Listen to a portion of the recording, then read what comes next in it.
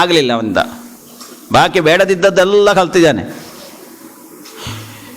ತಯೋರಜನ ಶಂಕಯ, ಈ ಕೃಷ್ಣ ಒಂದನೇವನಾಗಿ ಬರ್ತಾನೋ ಏನು ಅಂತ ಗೊತ್ತಿಲ್ಲ. ಹಾಗಾಗಿ ಜಾತಂ ಅಹನ್, ಕೊಂದ. ಕಾಲಲ್ಲಿ ಹಿಡಿಯುವುದು, ಬಡಿಯುವುದು ನೆಲಕ್ಕೆ. ಹೀಗೆ 6 ಹೋಯಿತು. ಸರಿ, ಆಮೇಲೆ ಇನ್ನು ನನಗೆ ವಿರೋಧವಾಗಿರುವವರನ್ನು ಇಟ್ಕೊಳ್ಬಾರ್ದು ನಾನು ಅಂತ ಹೇಳಿ ಈ ವಸುದೇವನನ್ನು ದೇವಕಿಯನ್ನು ಸೆರೆಮನೆಗೆ ತಳ್ಳಿದ. ತನ್ನ ಅಪ್ಪನಾದ ಉಗ್ರಸೇನನನ್ನು ಕೂಡ ಸ್ವಯಂ ನಿಗೃಹ್ಯ ಬುಭುಜೆ, ಒಳಗೆ ಹಾಕಿದ. ಇನ್ನು ಪತ್ರದಲ್ಲಿ ನಾನು ಹೇಳಿದಾಗೆ ನಡೆಯುವುದು ಅಂತ. ಆಮೇಲೆ ಇಡೀ ಭೂಮಂಡಲದಲ್ಲಿ ದುಷ್ಟರ ಸಂಖ್ಯೆ ಹೆಚ್ಚಾಯಿತು. ಯಾರು ಹೇಳೋರು ಕೇಳೋರಿಲ್ಲ. ತೇ ಪೀಡಿತ ನಿವಿವಿಶುಹು ಕುರು ಪಂಚಾಲಕೇಕಯಾನ್, ಎಲ್ಲರನ್ನೂ ಕೊಲ್ಲಿಕ್ಕೆ ಶುರು ಮಾಡಿದರು. ಎಲ್ಲ ಹೆದರಿ ಕೆಲವರೆಲ್ಲ ಓಡಿದ್ರು, ಎಲ್ಲೆಲ್ಲೋ ಹೋಗಿ ಅಡಗಿಕೊಂಡ್ರು. ಅಷ್ಟೊತ್ತಿಗಾಗುವಾಗ 6 ಹೆತ್ತಿದ್ದಾಳೆ, 7ನೆಯದ್ದು ಗರ್ಭ ಧರಿಸಿದ್ದಾಳೆ ದೇವಕಿ. 7ನೇ ಗರ್ಭ. ಭಗವಂತನಿಗೆ ಗೊತ್ತಾಯಿತು ದೇವಕಿ ಅತ್ಯಂತ ದುಃಖಿತಳಾಗಿದ್ದಾಳೆ, ಲೋಕದ ಜನರೆಲ್ಲ ಪೀಡಿತರಾಗಿದ್ದಾರೆ. ಇನ್ನು ನಾನು ಒಂದು ನಾಟಕ ಮಾಡಬೇಕು. ಏನು ನಾಟಕ? ಭಗವಾನಪಿ ವಿಶ್ವಾತ್ಮ ವಿದಿತ್ವ ಕಂಸಜಂ ಭಯಂ. ಸರಿ, ಕಂಸನಿಂದ ಭಯಗೊಂಡಿದ್ದಾರೆ ಊರಿನವರು, ವಸುದೇವ ದೇವಕಿಯರು ಭಯಗೊಂಡಿದ್ದಾರೆ ಕಂಸನಿಂದ ಅಂತ ಹೇಳಿ ತನ್ನವಳಾದಂತಹ ವೈಷ್ಣವೀ ಮಾಯೆಗೆ ಆಜ್ಞೆ ಮಾಡ್ತಾನೆ. ನೀನೀಗ ನೇರವಾಗಿ ಗೋಕುಲಕ್ಕೆ ಹೋಗಬೇಕು. ಅಲ್ಲಿ ಹೋಗಿ ಆ ನಂದಗೋಕುಲದಲ್ಲಿ ವಸುದೇವನ ಇನ್ನೊಬ್ಬಳು ಮಡದಿಯಾದಂತಹ ರೋಹಿಣಿ ಹೇಳುವವಳಿದ್ದಾಳೆ. ನೀನೀಗ ಏನು ಮಾಡಬೇಕು ಅಂತ ಕೇಳಿದರೆ, ದೇವಕಿ ಗರ್ಭಧರಿಸಿದ್ದಾಳೆ, ನನ್ನ ಅಂಶ ಅದು, ವೈಷ್ಣವಾಂಶ ಅದು, ನನ್ನ ಹಾಸಿಗೆ ಈಗ ಹೋದದ್ದು ಕೆಳಗಡೆ. 7ನೇ ಗರ್ಭ ಆದಿಶೇಷ, ಅವ ಹೋಗಿ ಹೊಕ್ಕಿದ್ದಾನೆ ದೇವಕಿಯ ಗರ್ಭವನ್ನು. ಈಗ ನೀ ಮಾಡಬೇಕಾದ ಕೆಲಸ ಏನು ಅಂತ ಕೇಳಿದರೆ, ಆ ದೇವಕಿಯ ಒಳಗಿರುವಂತಹ ಆ ಗರ್ಭವನ್ನು ಅಲ್ಲಿಂದ ತೆಗಿಬೇಕು. ಹೊರಗಡೆ ಯಾರಿಗೂ ಗೊತ್ತಿಲ್ಲ, ಎಲ್ಲ ಸೀಕ್ರೆಟ್ ಇದು, ಯಾರ ಹತ್ರ ಹೇಳಬೇಡಿ. ಇನ್ನು ದೇವಕಿಯ 7ನೇ ಗರ್ಭವನ್ನು ನೀನಲ್ಲಿಂದ ತೆಗೆದು ನಂದಗೋಕುಲದಲ್ಲಿರುವಂತಹ ರೋಹಿಣಿಯ ಗರ್ಭದೊಳಗೆ ಇಡಬೇಕು. ಆಮೇಲೆ ನೀನು ಈ ಯಶೋದೆಯ ಗರ್ಭವನ್ನು ಹೋಗಿ ಸೇರಬೇಕು. ಆಮೇಲೆ ನಾ ಬರ್ತೇನೆ. ಹೇಗೆ? ಯಾರಿಗೂ ಗೊತ್ತಿಲ್ಲ ಈ ವಿಷಯ. ಬಾಕಿದ್ದವರೆಲ್ಲ ಹೋಗಿ ಕೆಳಗೆ ಹೋಗಿ ಹುಟ್ಟಿಕೊಳ್ಳಿ ನನಗೆ ಸಹಕಾರಿಗಳಾಗಿ. ನಾನು ಆಮೇಲೆ ದೇವಕಿಯ 8ನೇ ಗರ್ಭವಾಗಿ ಬರ್ತೇನೆ. ನೀನು ಯಶೋದಾಯಾಂ ನಂದಪತ್ನ್ಯಾಂ ಭವಿಷ್ಯಸಿ. ನಿನ್ನನ್ನು ಮುಂದೆ ಪ್ರಪಂಚ ದುರ್ಗಾ, ಭದ್ರಕಾಳಿ, ಮಾಧವಿ, ಕನ್ಯಕಾ, ಕುಮುದ, ಮಾಯಾ, ನಾರಾಯಣಿ, ಈಶಾನಿ ಹೇಳುವಂತಹ ಹೆಸರಿನಿಂದ ಸ್ತುತಿ ಮಾಡ್ತಾರೆ. ಸರಿ ಅಂತ ಹೇಳಿ ಆ ಭಗವಂತನಿಗೆ 3 ಸುತ್ತು ಪ್ರದಕ್ಷಿಣೆ ಬಂದು ಕೆಳಗಿಳಿತದೆ.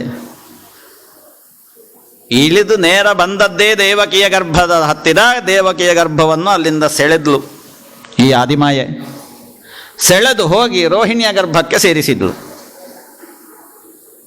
ಸರಿ, ತಾನು ಹೋಗಿ ಎಲ್ಲಿ ಯಶೋದೆಯ ಗರ್ಭವನ್ನು ಹೊಕ್ಕಿ ಕೂತಿದ್ದಾಳೆ. ಆ ಹೊತ್ತಿಗಾಗುವಾಗ ಒಂದು ಕೆಲಸ ನಡೆಯಿತು, ಯಾರಿಗೂ ಗೊತ್ತಿಲ್ಲ. ಊರಿನಲ್ಲಿ ಸುದ್ದಿ ಏನು ಅಂತ, ದೇವಕಿಗೆ ಗರ್ಭ ಹೋಯಿತು. 7ನೇ ಗರ್ಭ ಧರಿಸಿದ್ದು ಗೊತ್ತು, ಊರಿನಲ್ಲಿ ಸುದ್ದಿಯಾಗಿತ್ತು. ಸ್ವಲ್ಪ ನಡೆಯಲ್ಲಿ ವ್ಯತ್ಯಾಸ ಆದ ತಕ್ಷಣ ಊರಲ್ಲಿ ಪ್ರಚಾರ ಆಗಿಬಿಡ್ತದೆ. ಆಮೇಲೆ ಹೋದದ್ದು ಸುದ್ದಿ ಆಯಿತು. ಏಳನೇ ಗರ್ಭವತಿಯಾದದ್ದು ಗೊತ್ತಾಗಿತ್ತು, ಪ್ರಚಾರ ಆಗಿತ್ತು. ಆಮೇಲೆ ಗರ್ಭ ಹೋಯಿತು ಅಂತ ಸುದ್ದಿ ಆಗಿತ್ತು. ಈ ಒಳಗಡೆ ನಡೆದ ಆಟ ಯಾರಿಗೂ ಗೊತ್ತಿಲ್ಲ ಸಂಗತಿ. ಸರಿ, ಆ ಹೊತ್ತಿಗಾಗುವಾಗ ವಸುದೇವನ ಮನಸ್ಸಿನಲ್ಲಿ ಕೃಷ್ಣ ಪ್ರವೇಶ ಮಾಡಿದ. ಮನಸ್ಸಿನಲ್ಲಿ ಪ್ರವೇಶ ಮಾಡಿದವಾಗ ವಸುದೇವನನ್ನು ನೋಡಬೇಕು. ಆಹಾ, ಎಂತಹ ಒಂದು ಅದ್ಭುತವಾದ ಆಕರ್ಷಣೀಯವಾದಂತಹ ಮುಖ. ಸ ಬಿಭ್ರತ್ ಪೌರುಷಂಧಾಮ ಭ್ರಾಜಮಾನ, ಸೂರ್ಯನ ಹಾಗೆ ಹೊಳಿತಾ ಇದ್ದಂತೆ ಪ್ರಕಾಶ. ಆವಾಗ ಇದ್ದಕ್ಕಿದ್ದ ಹಾಗೆ ವಸುದೇವನ ಮನಸ್ಸಿನಿಂದ ದೇವಕಿಯ ಶರೀರದ ಒಳಗಡೆ ಆ ತೇಜಸ್ಸು ಬಂತು. ಇಲ್ಲಿ ಎಲ್ಲಿಯೂ ಕೂಡ ಸ್ತ್ರೀ ಪುರುಷ ಸಂಯೋಗ ಆಗದೇ ಇರುವಂತಹ ಒಂದು ವಿಚಿತ್ರ ಇದು. ಭಗವತ್ ಸಂಕಲ್ಪ, ಭಗವದ್ ಅವತಾರ, ಗರ್ಭ ಸಂಬಂಧವೇ ಆಗಲಿಲ್ಲ ಭಗವಂತನದ್ದು. ನೋಡಿ, ಅಲ್ಲಿಂದ ಮನಸ್ಸಿನಿಂದ ಇಲ್ಲಿಗೆ ಬರುವುದು. ಇಲ್ಲಿಗೆ ಬಂದಾವಾಗ ದೇವಿ ದಧಾರ ಸರ್ವಾತ್ಮಕ ಮಾತ್ಮಭೂತಂ, ಸಮಗ್ರ ಪ್ರಪಂಚದ ಸೃಷ್ಟಿಸ್ಥಿತಿ ಲಯಗಳಿಗೆ ಕಾರಣೀಭೂತನಾದಂತಹ ಭಗವಂತ ದೇವಕಿಯ ಶರೀರದಲ್ಲಿ ಬಂದು ಸೇರಿದ. ದಧಾರ, ಆ ಭಗವಂತನನ್ನು, ಲೋಕವನ್ನೇ ಧರಿಸುವಂತಹ ಭಗವಂತನನ್ನು ಇವಾಗ ದೇವಕಿ ಧರಿಸಿಕೊಂಡಿದ್ದಾಳೆ. ಸಾ ದೇವಕಿ ಸರ್ವಜಗನ್ನಿವಾಸ, ಅದ್ಭುತವಾಗಿ ಹೊಳಿತಾ ಇದ್ದಾಳೆ ದೇವಕಿ, ಅತ್ಯಂತ ಸಂತೋಷ ಮಾನಸಳಾಗಿದ್ದಾಳೆ. ಆವಾಗ ಇತ್ತ ಕಂಸ ತಾಂ ವೀಕ್ಷ ಕಂಸಃ, ಈ ದೇವಕಿ ಗರ್ಭವತಿಯಾಗಿದ್ದಾಳೆ ಅಂತ ನೋಡಬೇಕು ಅಂತ ಹೇಳಿಕೊಂಡು ಬರ್ತಾನೆ. ಬಂದಾವಾಗ 7 ಹೋಗಿದ್ದು ಗೊತ್ತಾಗಿದೆ, 8ನೆಯದ್ದು ಧರಿಸಿದ್ದಾಳೆ. 8ನೆಯದ್ದು ಹೇಗೆ ಲೆಕ್ಕಾಚಾರ ಹೇಳಿ ನೋಡ. ಈಗ ಅವಳು 7ನೆಯದ್ದೇ ಈಗ ಲೆಕ್ಕವೋ ಅಲ್ಲ 8ನೆಯದ್ದೋ? ಒಂದು ಮೈನಸ್ ಆಯ್ತಲ್ವ, ಈಗ ಮೈನಸ್ ಆದ್ದನ್ನು ತೆಕ್ಕೊಳ್ಬೇಕಾ?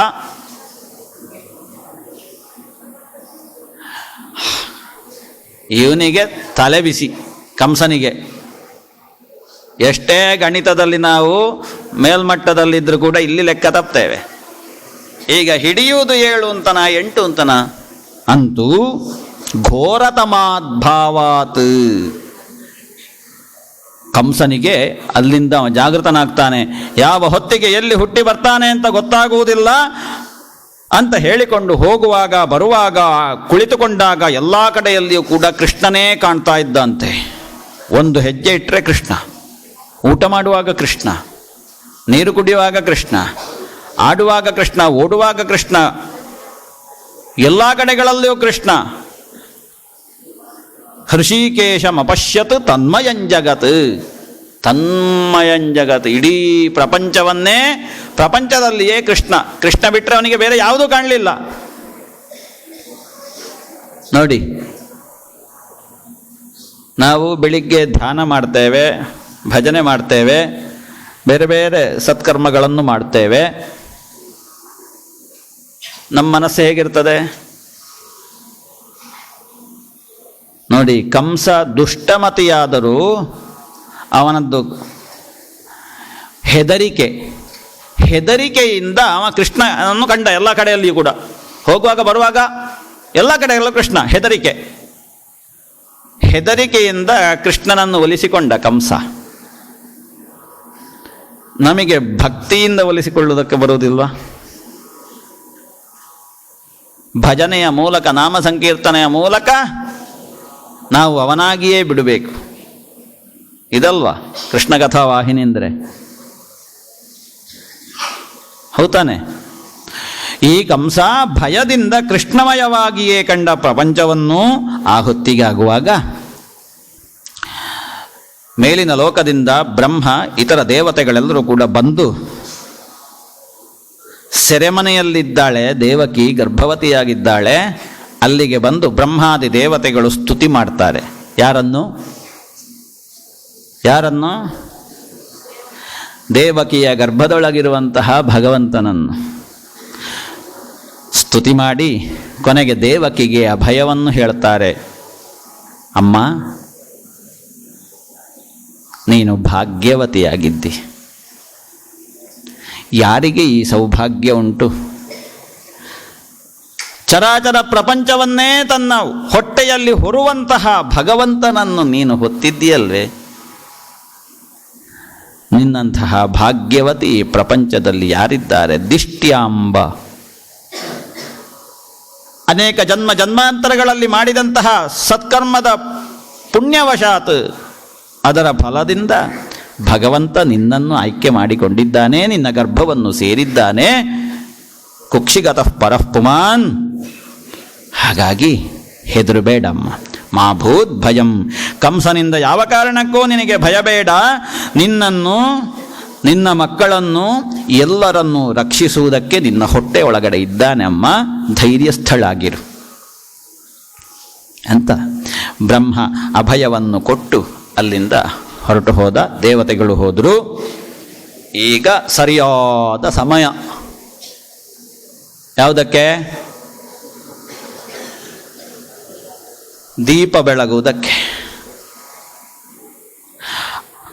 ಅಥ ಸರ್ವಗುಣೋಪೇತಃ ಕಾಲಃ ಪರಮಶೋಭನಃ ಯರ್ಷ್ಯೇವಾ ಜನಜನ್ಮರ್ಕ್ಷಂ ಶಾಂತರ್ಕ್ಷಗ್ರಹತಾರಕಂ.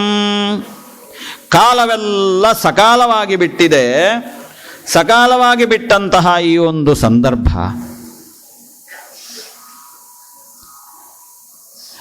ನಕ್ಷತ್ರಗಳು, ತಾರೆಗಳು, ಗ್ರಹಗಳು, ಕಾಲ,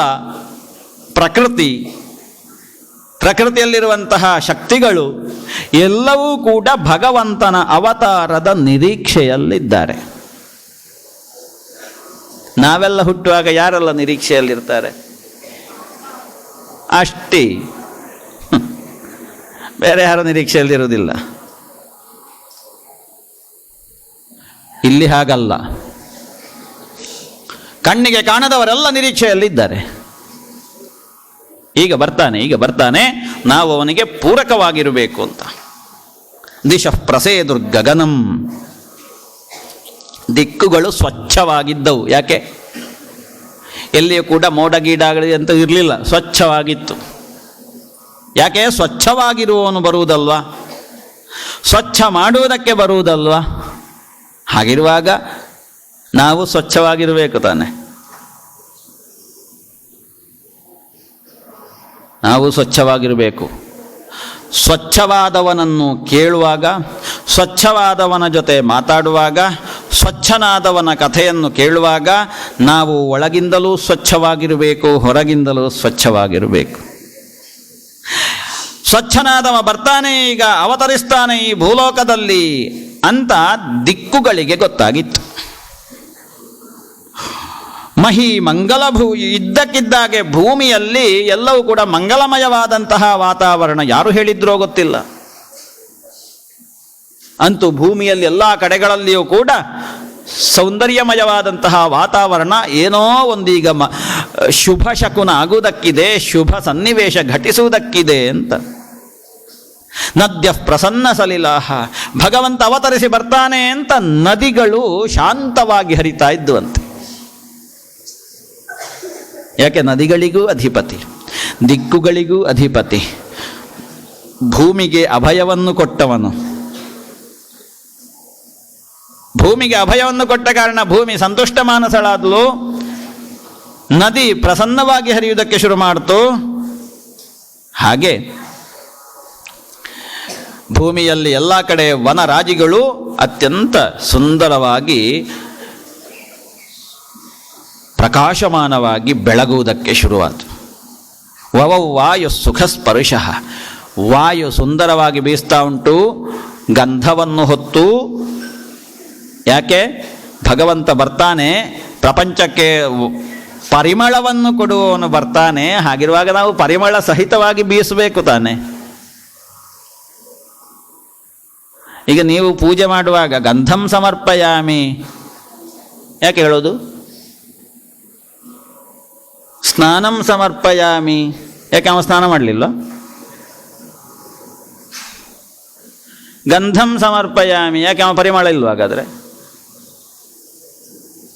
ನೈವೇದ್ಯಂ ಸಮರ್ಪಯಾಮಿ, ಯಾಕೆ ಅವನಿಗೆ ಹಸಿವಾಗಿದೆ?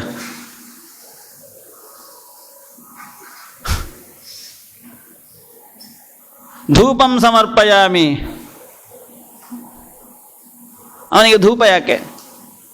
ಅವ ಸುಧೂಪಿತನಾಗಿಯೇ ಇರುವವನು. ಇದೆಲ್ಲ ನಮಗೆ ಬೇಕಾಗುವುದಲ್ಲ.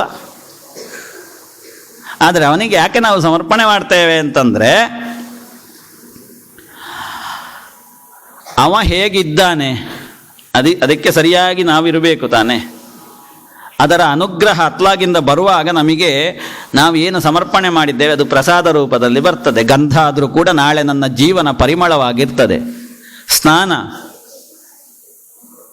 ಅವನಿಗೆ ನಾವು ಸ್ನಾನವನ್ನು ಸಮರ್ಪಣೆ ಮಾಡುವುದರಿಂದಲೋ ಅಭಿಷೇಕವನ್ನು ಮಾಡುವುದರಿಂದಲೋ ನಾಳೆ ನನ್ನ ಜೀವನ ತೀರ್ಥಮಯವಾಗುತ್ತದೆ. ಧೂಪ ಅವನಿಗೆ ಸಮರ್ಪಣೆ, ಯಾಕೆ? ಅವ ಸ್ವಯಂ ಧೂಪ, ಅವ ಸ್ವಯಂ ಪರಿಮಳಯುಕ್ತನಾದವನಿಗೆ ನಾವು ಧೂಪವನ್ನು ಸಮರ್ಪಣೆ ಮಾಡುವುದರಿಂದ ನಾಳೆ ನನ್ನ ಜೀವನವೂ ಕೂಡ ಸುಧೂಪಿತವಾಗಿ ಪರಿಮಳವಾಗಿ ಇರ್ತದೆ ಅಲ್ವಾ? ಇಲ್ಲದಿದ್ದರೆ ಅವನಿಗೆ ಯಾಕೆ ಇದೆಲ್ಲ ಉಪಚಾರಗಳು? ಆದರೆ ನಾವು ಕೃತಜ್ಞರಾಗಿರಬೇಕು. ಯಾಕೆ? ಕೊಟ್ಟದು ಇಲ್ಲಿಗೆ ಬರುವುದಕ್ಕೆ ಅವಕಾಶ ಮಾಡಿಕೊಟ್ಟವನು ಅವನು. ಹಾಗಾಗಿ ವವೌ ವಾಯು ಸುಖಸ್ಪರ್ಶ ಪುಣ್ಯಗಂಧವ ಶುಚಿ, ಗಂಧವನ್ನು ಹೊತ್ತು ಅದು ಬೀಸ್ತಾ ಉಂಟು, ಗಂಧ ಸ್ವಯಂ ಗಂಧಿತನಾದವ ಬರ್ತಾ ಇದ್ದಾನೆ ಅಂತ. ಅಗ್ನಯಶ್ಚ ದ್ವಿಜಾತೀನಾಂ, ಯಾರೆಲ್ಲ ಅಗ್ನಿ ಕಾರ್ಯವನ್ನು ಮಾಡ್ತಾ ಇದ್ದರು, ಅಗ್ನ್ಯಾರಾಧನೆ ಮಾಡ್ತಾ ಇದ್ದರು, ಅವರೆಲ್ಲರ ಅಗ್ನಿ ಸ್ವಯಂ ಜ್ವಲಿತವಾಯಿತಂತೆ, ಉರಿಯುವುದಕ್ಕೆ ಶುರು ಆಯಿತು. ಅಲ್ಲಿವರೆಗೆ ನಂದಿಕೊಂಡಿತ್ತದು. ನೋಡಿ, ಯಾರಿಗೆಲ್ಲ ಗೊತ್ತಾಗ್ತದೆ ನೋಡಿ ಬರುವಾಗ, ನಮಗೆ ಮಾತ್ರ ಗೊತ್ತಾಗುವುದಿಲ್ಲ ಅಲ್ವಾ? ಯಾಕೆ? ನಾವು ಹೊರಗೆ ಆಲೋಚನೆ ಮಾಡುವ ಕಾರಣ ನಮಗೆ ಅದು ಗೊತ್ತಾಗೋದಿಲ್ಲ. ಈ ವಿಷಯ ಇದು ಹೊರಗೆ ಕಾಣುವುದಕ್ಕೆ ಇರುವುದಲ್ಲ, ಇದು ಒಳಗೆ ಭಾಸವಾಗುವುದಕ್ಕೆ ಇರುವುದು. ಹಾಗಾಗಿ ಅವುಗಳಿಗೆಲ್ಲ, ಪ್ರಕೃತಿಯಲ್ಲಿದ್ದಂತಹ ಸಮಗ್ರ ಚರಾಚರ ವಸ್ತುಗಳಿಗೆಲ್ಲ ಗೊತ್ತಾಯಿತು, ಬರ್ತಾನೆ ಈಗ ಕೃಷ್ಣ ಅಂತ. ಮನಾಂ ಸ್ಯಾಸನ್ ಪ್ರಸನ್ನಾನಿ ಸಾಧೂನಾಂ, ಸಜ್ಜನರು ಯಾರಿದ್ದಾರೆ ನಮ್ಮ ಹಾಗಿರುವವರು, ನಮ್ಮಂಥವರ ಮನಸ್ಸು ಪ್ರಸನ್ನವಾಯಿತಂತೆ. ಸಜ್ಜನರಿಗೆ ಗೊತ್ತಾಗ್ತದೆ ಕೃಷ್ಣ ಬರ್ತಾನೆ ಅಂತ. ಜಗುಃ ಕಿನ್ನರ ಗಂಧರ್ವಾಸ್ತುಷ್ಟು, ಮೇಲಿನ ಲೋಕದಲ್ಲೆಲ್ಲ ಎಲ್ಲರೂ ಕೂಡ ಕೃಷ್ಣನನ್ನು ಭಗವನ್ ನಾಮ ಸಂಕೀರ್ತನೆಯನ್ನು ಮಾಡಿ ಹಾಡಿ ಹೊಗಳುವುದಕ್ಕೆ ಶುರು ಮಾಡಿದರು. ಕತ್ತಲೆಯ ಕರಾಳ ಸಮಯ, ಕೃಷ್ಣ ಪಕ್ಷ, ರಾತ್ರಿಕಾಲ, ಎಲ್ಲರೂ ನಿದ್ದೆಯಲ್ಲಿ ಗೊರಕೆ ಹೊಡಿತಾ ಇರುವ ಕಾಲ. ಎಷ್ಟೊತ್ತಿಗೆ? ಈಗ ಹಗಲು ಗೊರಕೆ ಹೊಡಿತಾರೆ, ಮಧ್ಯಾಹ್ನ 12 ಗಂಟೆಗೂ ಗೊರಕೆ ಹೊಡಿತಾರೆ. ಈಗ ರಾತ್ರಿ 12 ಗಂಟೆವರೆಗೆ ಕಾಯಬೇಕು ಅಂತಿಲ್ಲ, ಹಗಲಿಡೀ ಗೊರಕೆ ಹೊಡೆಯವರಿದ್ದಾರೆ. ರಾತ್ರಿಯ ಕಾಲ, ಯಾರಿಗೂ ಗೊತ್ತಾಗದೇ ಇರುವಂತಹ ಕಾಲ. ನಿಶೀಥೆ ತಮ ಉದ್ಭೂತೆ, ಮಧ್ಯರಾತ್ರಿಯ ಕಾಲ. ಎಲ್ಲರೂ ಕೂಡ ನಿದ್ದೆಯಲ್ಲಿ ಈ ಲೋಕವನ್ನೇ ಮರೆತು ಬಿಟ್ಟವರಿದ್ದಾರೆ. ಯಾಕೆ? ಆದಿಮಾಯೆ, ವೈಷ್ಣವಿ ಮಾಯೆ ಕೆಲಸ ಮಾಡ್ತಾ ಉಂಟು. ನಿಮ್ಮಲ್ಲಿ ಕೆಲವರಲ್ಲಿ ಪ್ರವೇಶ ಮಾಡಿದೆ ಅದು. ಈಗ ಆದಿಮಾಯೆ ಎಲ್ಲರಿಗೂ ಕೂಡ ಮೋಹದ ಬಲೆಯನ್ನು ಬೀಸಿ ನಿಮ್ಮನ್ನು ಇಡೀ ಅದು ಸೆಳೆದುಕೊಂಡು ಬಿಟ್ಟಿದೆ. ಎಲ್ಲಿ ಏನು ನಡೀತದೆ ಅಂತ ಯಾರಿಗೂ ಗೊತ್ತಿಲ್ಲ, ಎಚ್ಚರವಿಲ್ಲ. ಆ ಸಮಯದಲ್ಲಿ ಜಾಯಮಾನೆ ಜನಾರ್ದನೇ ದೇವಕ್ಯಾಂ ದೇವರೂಪಿಣ್ಯಾಂ ವಿಷ್ಣು ಸರ್ವಗುಹಾಶಯ ಆವಿರಾಸೀತ್. ಆ ಹೊತ್ತಿಗಾಗುವಾಗ ದೇವರೂಪಿಣಿಯಾಗಿದ್ದಾಳೆ ದೇವಕಿ. ಭಗವಂತನನ್ನು ಹೊತ್ತವರು ಏನಾಗ್ತಾರೆ? ಭಗವಂತನೇ ಆಗುವುದಲ್ವಾ? ಈ ದೇವರು ಹೊರುವುದು ಅಂತ ಹೇಳುವಂತಹ ಭಾವ ಬಂದದ್ದಲ್ಲಿ ದೇವಕಿ ದೇವರನ್ನು ಈಗ ಯಾರೆಲ್ಲ ನಾವು ಹೊರ್ತೇವೆ, ದೇವರನ್ನು ಹೊರುವವರು ಬ್ರಹ್ಮವಾಹಕರು, ಇವರಿಗೆಲ್ಲ ಅಗ್ರಪಂಕ್ತಿಯಲ್ಲಿರುವವಳು ದೇವಕಿ. ದೇವಕಿ ದೇವರನ್ನು ಹೊತ್ತವಳು. ನಮ್ಮನ್ನೆಲ್ಲ ಹೊರುವವರು ದೇವರಲ್ವ. ಆ ದೇವರನ್ನೇ ಇವತ್ತು ದೇವಕಿ ಹೊತ್ತಿದ್ದಾಳೆ ಅಂತ ವಿಚಿತ್ರ ನೋಡಿ. ದೇವರೂಪಿಣಿಯಾಗಿದ್ದಾಳೆ ಹೊತ್ತ ಕಾರಣ. ಅಂತಹ ದೇವರೂಪಿಣಿಯಾಗಿರುವಂತಹ ದೇವಕೀ ದೇವಿ ಅತ್ಯಂತ ಸಂತುಷ್ಟ ಮಾನಸಳಾಗಿರುವಂತಹ ಕಾಲ ಮಧ್ಯರಾತ್ರಿಯ ಕರಾಳ ಕಾಲ. ಆ ಕಾಲಕ್ಕೆ ಇದ್ದಕ್ಕಿದ್ದಾಗೆ ದೇವಕಿಯ ಎದುರಿನಲ್ಲಿ ಭಗವಂತ ಅವತರಿಸಿ ಪ್ರತ್ಯಕ್ಷನಾಗಿ ಬಿಟ್ಟ. ಹೇಗಿದ್ನಂತೆ?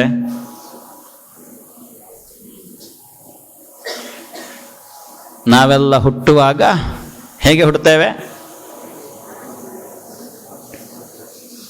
ಶಿಶುಗಳಾಗಿ ಹುಟ್ಟುವುದು ಅಲ್ವಾ? ಅಲ್ಲ, ದೊಡ್ಡವರಾಗಿ ಹುಟ್ಟುತ್ತೇವ? ಶಿಶುಗಳಾಗಿ ಹುಟ್ಟುವುದು. ಹುಟ್ಟಿದ ತಕ್ಷಣ ಅಳುವುದು. ಯಾಕೆ ಅಳುವುದು? ಬಂದು ಬಿಟ್ನಲ್ಲ ಇಲ್ಲಿಗೆ ಅಂತ. ಹೌದು, ಹೊಟ್ಟೆಯಲ್ಲಿರುವಾಗ ತಲೆ ಬಿಸಿ ಮಾಡಿಕೊಳ್ಳುತ್ತದೆ ಆ ಜೀವ. ನಾನಿನ್ನ ಕೆಳಗೆ ಹೋಗ್ಬೇಕಲ್ವೋ, ನನ್ನನ್ನು ಯಾವಾಗ ನೀನು ನಿನ್ನ ಪಾದಕ್ಕೆ ಸೇರಿಸ್ಕೊಳ್ತೀಯ ದೇವರೇ ಅಂತ ಸ್ತುತಿ ಮಾಡ್ತದಂತೆ ಹೊರಗೆ ಬರುವುದಕ್ಕಿಂತ ಕೆಲವು ಸಮಯ ಮೊದಲು. ಯಾರಿಗೂ ಗೊತ್ತಿಲ್ಲ ಇದು, ಗೊತ್ತುಂಟ ನಮಗೆ. ಅಲ್ಲಿರುವಾಗ ಪೂರ್ವಜನ್ಮದ್ದೆಲ್ಲ ನೆನಪಾಗ್ತದಂತೆ. ಹೊಟ್ಟೆಯಲ್ಲಿರುವಾಗ, ಅಮ್ಮನ ಹೊಟ್ಟೆಯಲ್ಲಿರುವಾಗ. ಅಲ್ಲಿಂದ ಹೊರಗೆ ಬರುವ ಆ ಸಮಯದಲ್ಲಿ ಒಳಗಿನ ಯಾವುದೋ ಒಂದು ಅವ್ಯಕ್ತವಾದ ಗಾಳಿ ದೂಡ್ತಾ ಇರ್ತದೆ ಹೊರಗೆ ಬರುವಂತಹ ಸಂದರ್ಭದಲ್ಲಿ ಅದು ನಿರುಚ್ಛ್ವಾಸವಾಗಿ ಬಿಡ್ತದೆ, ಉಸಿರು ಕಟ್ಟಿಬಿಡ್ತದೆ. ಆ ಉಸಿರು ಕಟ್ಟಿದ ಆ ಕ್ಷಣದಲ್ಲಿಯೇ ಅದಕ್ಕೆ ಹಿಂದೆ ಇದ್ದ ನೆನಪೆಲ್ಲ ಹೊರಟು ಹೋಗ್ತದೆ. ಹೊರಗೆ ಬರುವಾಗ ಆ ಪೂರ್ವಜನ್ಮದ್ದೆಲ್ಲ ಮರ್ತೋಯ್ತು. ನಮ್ಮ ಋಷಿಮುನಿಗಳು ಕಂಡ ವಿಜ್ಞಾನ ಇದು.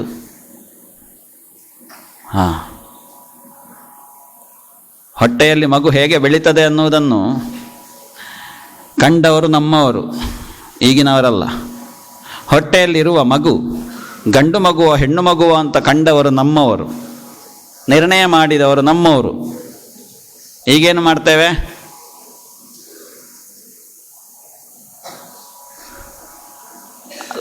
ದುಡ್ಡು ಖರ್ಚು ಮಾಡುವುದಕ್ಕೊಂದು ಸ್ಥಳ ಅದು, ಸ್ಕ್ಯಾನಿಂಗ್ ಅಲ್ವಾ? ಸ್ಕ್ಯಾನಿಂಗ್ ಮಾಡಿ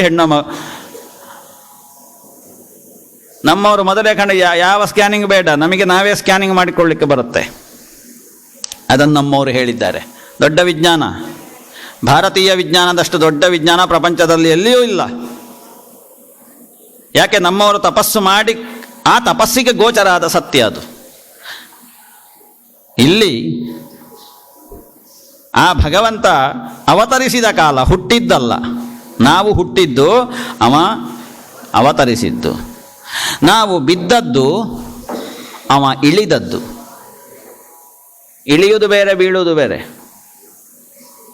ನಾವು ಬಿದ್ದದ್ದು, ಅವ ಇಳಿದದ್ದು. ಯಾಕೆ ಇಳಿದದ್ದು? ಬಿದ್ದವನನ್ನು ಎದ್ದೇಳಿಸ್ಲಿಕ್ಕೆ ಇಳಿದದ್ದು.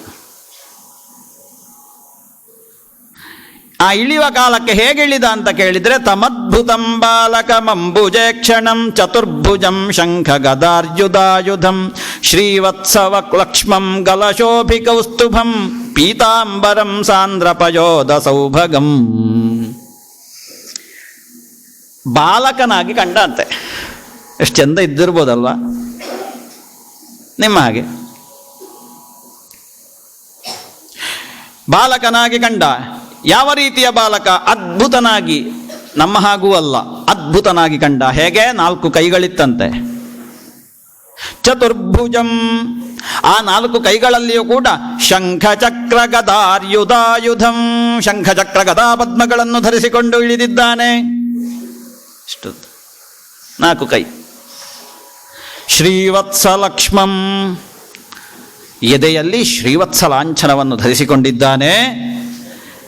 ಕುತ್ತಿಗೆಯಲ್ಲಿ ಕೌಸ್ತುಭ ಮಣಿಯನ್ನು ಧರಿಸಿಕೊಂಡಿದ್ದಾನೆ, ಪೀತಾಂಬರವನ್ನು ಉಟ್ಟು ಸಮಗ್ರ ಶರೀರದಲ್ಲಿ ಆಭರಣಾದಿಗಳನ್ನು ತೊಟ್ಟು ಹೊಳೆಯುತ್ತಾ ಇದ್ದಾನೆ, ಸಾಕ್ಷಾತ್ ವಿಶ್ವರೂಪಿಯಾಗಿ ಭಗವಂತ. ಅಂತಹ ಭಗವಂತನನ್ನು ವಸುದೇವ ನೋಡಿದ. ವಸುದೇವ ಐಕ್ಷತ. ಹೇಗೆ ವಿಶ್ವರೂಪಧಾರಿಯಾಗಿ ದೇವಕಿಯ ಎದುರಲ್ಲಿ ಬಂದಿಳಿದಿದ್ದಾನೆ, ಅವತರಿಸಿದ್ದಾನೆ. ಮಗ ಹುಟ್ಟಿದ ಅಂತ ಸಂತೋಷದಿಂದ ಸುತಂ ವಿಲೋಕ್ಯ ಕೃಷ್ಣಾವತಾರೋತ್ಸವ ಸಂಭ್ರಮೋ ಸ್ಪೃಶನ್ ಮುದಾದ್ವಿಜೇಭ್ಯೋ ಯುತಮಾಪ್ಲುತೋ ಗವ. ಆ ಸಂತೋಷದಿಂದ ಮುಂದೆ ಅವ ಅನೇಕ ಬ್ರಾಹ್ಮಣರಿಗೆ, ಋಷಿಮುನಿಗಳಿಗೆ, ಸಜ್ಜನರಿಗೆಲ್ಲ ದಾನ ಧರ್ಮಾದಿಗಳನ್ನು ಮಾಡ್ತಾನೆ. ಇಲ್ಲಿ ಆ ರೂಪವನ್ನು ಕಂಡಂತಹ ವಸುದೇವ ಅತ್ಯಂತ ಸಂತುಷ್ಟನಾಗಿ ಆ ಮಗುವಿನ ಎದುರು, ಮಗು ಅಂದರೆ ಇವನ ಭಾವಕ್ಕೆ ಮಗು, ಅವ ಭಗವಂತ ಅಂತ ತಿಳ್ಕೊಂಡಿದ್ದಾನೆ. ವಸುದೇವ ಹೇಳ್ತಾನೆ, ಭಗವನ್ ವಿದಿತೋಸಿ ಭವಾನ್ ಸಾಕ್ಷಾತ್, ನೀನು ಸಾಕ್ಷಾತ್ ಭಗವಂತನಿದ್ದಿ, ಈ ರೂಪದಲ್ಲಿ ನೀನು ನಮಗೆ ತೋರ್ತಾ ಇದ್ದಿ ನೀನು ಅಂತ ಹೇಳಿ ಅತ್ಯಂತ ಸದ್ಭಾವದಿಂದ ಆ ಭಗವಂತನನ್ನು ಸ್ತುತಿ ಮಾಡ್ತಾನೆ. ವಸುದೇವ ಸ್ತುತಿ ಮಾಡಿ ಕೊನೆಗೆ ಹೇಳ್ತಾನೆ, ಸ್ವಾಮಿ ಅಯಂತ್ವಸಭ್ಯಸ್ತವ ಜನ್ಮನೌ ಗೃಹೇ. ಅವ ಕಂಸ ಅಸಭ್ಯನಿದ್ದಾನೆ ಸ್ವಾಮಿ, ಈವರೆಗೆ ಹುಟ್ಟಿದಂತಹ ನಿನ್ನ ಅಣ್ಣಂದಿರನ್ನೆಲ್ಲ ಕೊಂದು ಕೆಡಹಿದ ಸ್ವಾಮಿ. ನೀನು ಈ ರೀತಿಯಾಗಿ ಅವತರಿಸಿದ್ದೀ ಅನ್ನುವುದು ಅವನಿಗೆ ಗೊತ್ತಾಗದಾಗೆ ಮಾಡು ಸ್ವಾಮಿ. ವಸುದೇವ ಹೇಳುವುದು ನೋಡಿ, ಕೈ ಮುಗಿದು ಹೇಳ್ತಾ ಇದ್ದಾನೆ, ನೀ ಹುಟ್ಟಿದಂತಹ ಈ ರೀತಿ, ನೀನು ಹುಟ್ಟಿದ್ದೀ ಹೇಳುವಂತಹ ವಿಚಾರ ಇದು ಹೊರಗಡೆ ಎಲ್ಲಿಯಾದರೂ ಗೊತ್ತಾದರೆ ಕಂಸನಿಗೆ ಗೊತ್ತಾಗಿ ಬಿಡ್ತದೆ. ಎಂಥ ಮುಗ್ಧ ಭಾವ ನೋಡಿ ವಸುದೇವನಂತ. ಗೊತ್ತಾದರೆ ನಿನಗೂ ತೊಂದರೆ ಅಂತ. ಎಂಥ ಮುಗ್ಧತೆ ನೋಡಿ ಆ ಮನುಷ್ಯನಲ್ಲಿ. ನಿನಗೂ ತೊಂದರೆ, ಯಾಕೆ ನಿನ್ನ ಅಣ್ಣಂದಿರನ್ನೆಲ್ಲ ಕೊಂದವ ಕಂಸ, ಹಾಗಾಗಿ ಗೊತ್ತು ಮಾಡಬೇಡ ಸ್ವಾಮಿ ಅಂತ. ಶ್ರುತ್ವ ಅಧುನೈವ ಅಭಿಸರತಿ ಉದಾಯುಧ. ಈಗ ಕತ್ತೆ ಹಿಡ್ಕೊಂಡು ಬರ್ತಾನೆ, ಅನುಗ್ರಹಿಸಬೇಕು ಅಂತ. ಅಷ್ಟೊತ್ತಿಗೆ ದೇವಕಿಯು ಕೂಡ ಕೃಷ್ಣನನ್ನು, ಭಗವಂತನನ್ನು ಸ್ತುತಿ ಮಾಡ್ತಾಳೆ. ಒಂದು ಬದಿಯಲ್ಲಿ ಭಯಭೀತಳಾಗಿದ್ದಾಳೆ, ಇನ್ನೊಂದು ಬದಿಯಲ್ಲಿ ನನ್ನ ಮಗ ಅಂತ ಹೇಳುವಂತಹ ಭಾವ, ಭಗವಂತನೇ ಬಂದಿದ್ದಾನೆ ಹೇಳುವಂತಹ ಭಾವ, ಹಸನ್ಮುಖಿಯಾಗಿದ್ದಾಳೆ. ಮನಸ್ಸಿನಲ್ಲಿ ಎರಡು ಭಾವ, ಒಂದು ಬದಿಯಲ್ಲಿ ಭಯ, ಇನ್ನೊಂದು ಬದಿಯಲ್ಲಿ ಅಭಯ. ಸ್ತುತಿ ಮಾಡ್ತಾಳೆ. ಸ್ತುತಿ ಮಾಡಿ ಕೊನೆಗೆ ಕೇಳಿಕೊಂಡ್ಲು, ಸ್ವಾಮಿ ಸತ್ವಂ ಘೋರಾದುಗ್ರಸೇನಾತ್ಮಜಾನ್ ನಸ್ತ್ರಾಹಿ. ಆ ಕಂಸನಿಂದ ನನ್ನನ್ನು ರಕ್ಷಿಸಬೇಕು ಸ್ವಾಮಿ, ನಾನು ಅತ್ಯಂತ ಭಯಭೀತಳಾಗಿ ಹೋಗಿದ್ದೇನೆ, ನನ್ನ ಜೀವನಕ್ಕೆ ರಕ್ಷಣೆ ನೀನೇ ಕೊಡಬೇಕು. ರೂಪಂಚೇದಂ ಪೌರುಷಂ ಧ್ಯಾನಧಿಷ್ಣ್ಯಂ. ಆದರೆ ಅವಳು ಕೂಡ ಹೇಳುವುದು ಹಾಗೆ ನೋಡಿ, ಮಾ ಪ್ರತ್ಯಕ್ಷಂ ಮಾಂಸದೃಶಾಂಕೃಶಿಷ್ಠ.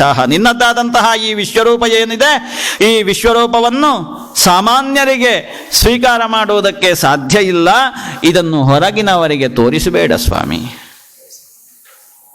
ಹೊರಗೆ ನೀ ಹುಟ್ಟಿದಂತಹ ಸಂಗತಿ ಗೊತ್ತಾದರೆ ಅಯಂ ಅಸೌ ಪಾಪಃ, ಅವನಿಗೆ ಗೊತ್ತಾಗ್ತದೆ, ಪಾಪಿಷ್ಠನಾದ ಕಂಸನಿಗೆ.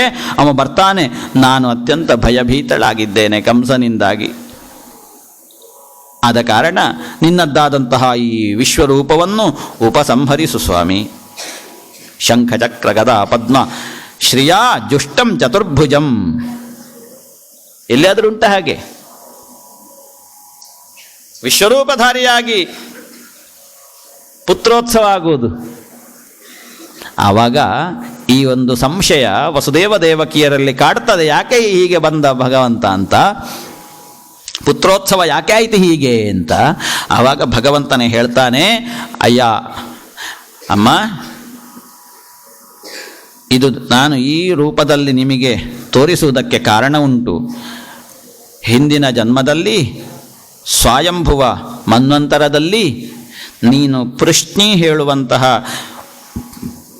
ಪ್ರಜಾಪತಿ ಸ್ತ್ರೀಯಾಗಿದ್ದಿ ನೀನು, ಇವನು ಸುತಪ ಹೇಳುವಂತಹ ಪ್ರಜಾಪತಿಯಾಗಿದ್ದ. ನಿಮ್ಮಿಬ್ಬರಿಗೂ ಕೂಡ ಬ್ರಹ್ಮದೇವ ಆಜ್ಞೆ ಮಾಡಿದ ಸಂತಾನವನ್ನು ನೀವು ಪಡಿಬೇಕು, ಲೋಕದಲ್ಲಿ ಪ್ರಜಾಸೃಷ್ಟಿಯನ್ನು ಮಾಡಬೇಕು ಅಂತ. ಆ ಕಾಲಕ್ಕೆ ನನ್ನನ್ನು ನೀವು ಅನನ್ಯ ಭಕ್ತಿಯಿಂದ ಸ್ತುತಿ ಮಾಡಿದಿರಿ. ನಿಮ್ಮ ಸ್ತುತಿಗೆ ಎಷ್ಟು 12,000 ದಿವ್ಯ ವರ್ಷಗಳ ಕಾಲ ನನ್ನನ್ನು ನೀವು ತಪಸ್ಸು ಮಾಡಿ ಒಲಿಸಿಕೊಂಡ್ರಿ. ಆ ಕಾಲಕ್ಕೆ ನಾನು ನಿಮಗೆ ದರ್ಶನವನ್ನು ಕೊಟ್ಟೆ. ಹೇಗೆ ಕೊಟ್ಟೆ? ನೀವು ಕೇಳಿದಿರಿ, ನಿನ್ನಂತಹ ಮಗನನ್ನು ಕರುಣಿಸು ಅಂತ. ದೇವರ ಹಾಗಿರುವ ಮಗನನ್ನು ಕರುಣಿಸು ಅಂತ ವಿಚಿತ್ರ ನೋಡಿ. ಇದು ದೇವರ ಹಾಗಿರುವ ಮಗ, ಅದ್ಯಾರು ಇನ್ನೊಬ್ಬರು? ದೇವರ ಹಾಗಿರುವವರು ಇನ್ನೊಬ್ಬರು ಅಲ್ವಾ? ದೇವರ ಹಾಗೆ ಪ್ರಪಂಚದಲ್ಲಿ ಇನ್ನೊಬ್ಬ ಅಂತ ಇಲ್ಲ. ದೇವರಿಗೆ ದೇವರೇ ಸಾಟಿ. ಅವರ ಹಾಗೆ ಇನ್ನೊಬ್ಬರಿಗೆ ಇರಲಿಕ್ಕೆ ಸಾಧ್ಯ ಇಲ್ಲ. ಇದ್ರೂ ಕೂಡ ಹೆಚ್ಚು ದಿನ ಹೋಗಲಿಕ್ಕಿಲ್ಲ. ಪೌಂಡ್ರಕ ವಾಸುದೇವ ಅಂತ ಒಬ್ಬ ಇದ್ದ. ನಾನು ಕೃಷ್ಣ ಅಂತ ಪ್ರಚಾರ ಮಾಡಿಕೊಂಡು ಲೇಬಲ್ ಹಾಕ್ಕೊಂಡು ಅವನ ತಲೆ ತೆಗ್ದ ಕೃಷ್ಣ, ನಾನಿರುವಾಗ ನೀನೆಂಥದ್ದು ಅಂತ. ಹಾಗೆ ಹೆಸರು ದೇವಮಾನವರು ಅಂತ. ವಸುದೇವ ದೇವಕಿಯರ ಸುತನಾಗಿ ವಾಸುದೇವ ಹೇಳುವ ಅರ್ಥ ಅಲ್ಲ ಅಲ್ಲಿ. ವಸತಿ, ಎಲ್ಲ ಕಡೆ ವಾಸ ಮಾಡುವವನಿಗೆ ವಾಸುದೇವ ಅಂತ ಹೆಸರು. ಹಾಗಾಗಿ ನಿನ್ನಂತಹ ಮಗ ಪ್ರಪಂಚದಲ್ಲಿ ಯಾರು ಇಲ್ಲ. ಹಾಗೆ ನಿನ್ನಂತಹ ಮಗ ಅಂತ ನೀವು ನನ್ನನ್ನು ಕೇಳಿದಿರಿ. ಆವಾಗ ನಾನು ಹೇಳಿದೆ, ನನ್ನಂಥವನು ಅಂತ ಯಾರಿಲ್ಲ, ನಾನೇ ಇರುವುದು. ಹಾಗಾಗಿ ನಾನೇ ನಿಮ್ಮ ಮಗನಾಗಿ ಬರ್ತೇನೆ ಅಂತ ಹೇಳಿದೆ. ಆ ಕಾಲಕ್ಕೆ ನಾನು ನಿಮ್ಮ ಮಗನಾಗಿ ಪೃಶ್ನಿಗರ್ಭ ಹೇಳುವ ಹೆಸರಿನಿಂದ ಪ್ರಕಟನಾದೆ. ಈ ಸಂಗತಿಯನ್ನು ನೆನಪಿಸುವುದಕ್ಕೆ ಈಗಿನ ವಿಶ್ವರೂಪ ನಿಮಗೆ ತೋರಿಸಿದ್ದು. ಎರಡನೇದು, ಆಮೇಲಿನ ಜನ್ಮದಲ್ಲಿ ನೀನು ಅದಿತಿಯಾಗಿದ್ದೆ ಅಮ್ಮ. ಇವನು ಕಶ್ಯಪನಾಗಿದ್ದ. ನೀವಿಬ್ಬರೂ ಕೂಡ ನನ್ನಲ್ಲಿಯೂ ಕೇಳಿಕೊಂಡದ್ದಾವಾಗ ಅದನ್ನೇ ನಿನ್ನಂತಹ ಮಗ ಬೇಕು ಅಂತ. ಆವಾಗ ನಾನೇ ಬಂದು ವಾಮನನಾಗಿ ನಿಮಗೆ ಪ್ರಕಟನಾದೆ, ಉಪೇಂದ್ರ. ಇದನ್ನು ನೆನಪಿಸುವುದಕ್ಕೆ ಈಗ ಇದು 3ನೇ ಜನ್ಮ. 3ನೇ ಈ ಒಂದು ಸಂಗತಿಯನ್ನು ನಿಮಗೆ ತಿಳಿಸುವುದಕ್ಕೆ ವಿಶ್ವರೂಪಧಾರಿಯಾಗಿ ಬಂದಿದ್ದೇನೆ. ಇಲ್ಲದಿದ್ದರೆ ನಾನ್ಯಥಾ ಮದ್ಭವಂ ಜ್ಞಾನಂ ಮರ್ತ್ಯಲಿಂಗೇನ ಜಾಯತೆ. ಇಲ್ಲದಿದ್ದರೆ ಮನುಷ್ಯರಿಗೆ ಗೊತ್ತಾಗ್ತದ ವಿಶ್ವರೂಪ? ನೋಡಲಿಕ್ಕೆ ಸಾಧ್ಯ ಉಂಟಾ? ದೇವರು ಹಾಗೆ ಬಂದು ನಿಂತರೂ ಕೂಡ ನಮಗೆ ನೋಡಲಿಕ್ಕೆ ಸಾಧ್ಯ ಇಲ್ಲ. ಇನ್ನು ವಿಶ್ವರೂಪವನ್ನೇ ಬಂದು ತೋರಿಸಿಬಿಟ್ರೆ, ಬೇರೆ ಬೇರೆ ರೂಪದಲ್ಲಿ ಭಗವಂತ ಬಂದರೂ ನಮಗೆ ಅರ್ಥ ಆಗುವುದಿಲ್ಲ. ಯಾಕೆ? ನಾವು ಆ ಆಲೋಚನೆಯನ್ನೇ ಬಿಟ್ಟಿದ್ದೇವೆ. ಆ ಒಂದು ಸೆನ್ಸೇ ನಮಗಿಲ್ಲ. ಅದು ಬರಬೇಕು. ಅದಕ್ಕೋಸ್ಕರ ಶ್ರೀಕೃಷ್ಣ ಕಥಾ ವಾಹಿನಿ.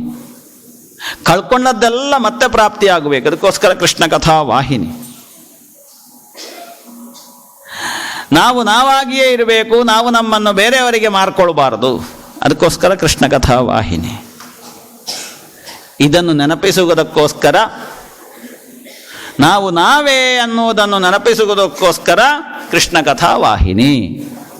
ಅದನ್ನು ಇಲ್ಲಿ ದೇವಕಿ ವಸುದೇವರಿಗೆ ಕೃಷ್ಣ ಹೇಳ್ತಾನೆ, ಇದನ್ನು ನೆನಪಿಸುವುದಕ್ಕೋಸ್ಕರ ನಾನು ಈ ವಿಶ್ವರೂಪವನ್ನು ಧರಿಸಿದ್ದು. ಇಲ್ಲದಿದ್ದರೆ ಈ ಕೃಷ್ಣ ಕಥಾ ವಾಹಿನಿ ಸಾಮಾನ್ಯರಿಗೆ ಅರ್ಥ ಆಗಲಿಕ್ಕಿಲ್ಲ.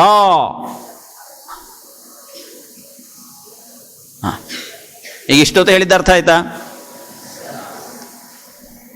ಸರಿ ಅಂತ ಹೇಳಿ ಇತ್ಯುಕ್ತಾಸೇದ್ಧರಿಸ್ತೂಷ್ಣೀಂ ನೋಡ್ತಾ ಇದ್ದಾರೆ ವಸುದೇವ ದೇವಕಿಯರು. ಇದ್ದಕ್ಕಿದ್ದಾಗ ಆ ವಿಶ್ವರೂಪ ಅಲ್ಲ, ಮಾಯ ಆಯಿತು ಶಿಶು.